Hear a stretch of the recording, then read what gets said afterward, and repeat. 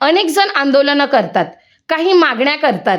ही आंदोलनं कधी वैयक्तिक तर कधी सार्वजनिक न्यायाची असतात. अशाच काही मागण्या माजी राज्यमंत्री बच्चू कडू यांनी त्यांच्या अन्नत्याग आंदोलनातून केल्या आहेत. चला तर जाणून घेऊयात त्यातील 5 मुख्य मागण्या. पहिली मागणी, दिव्यांगांसाठी नोकरीत 3% आरक्षणाची अंमलबजावणी.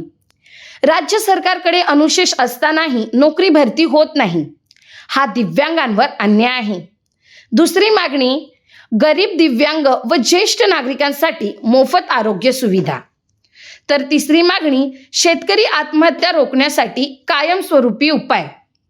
फक्त कर्जमाफी नव्हे तर शाश्वत शेतीसाठी हमी भाव, पाणी आणि मदतीच्या यंत्रणा आवश्यक आहेत.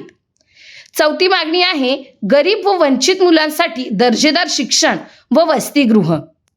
मुलांना शाळेत नेण्यापेक्षा शाळा त्यांच्या गरजांनुसार सक्षम करणं जास्त गरजेचं आहे. तर 5वी आणि शेवटची मागणी आहे, मूलभूत सेवा, रस्ते, पाणी, वीज, आरोग्य या प्रत्येक गावात पोहोचाव्यात. विकासाचं खरं चित्र फक्त शहरात नाही तर गावातही दिसलं पाहिजे. या मागण्या कोण मांडत आहे यापेक्षा त्या का मांडल्या जात आहेत हे समजून घेणं आज जास्त महत्त्वाचं आहे. कारण प्रश्न कुठल्याही नेत्याचा नाही, प्रश्न सामान्य माणसांच्या आयुष्याचा आहे.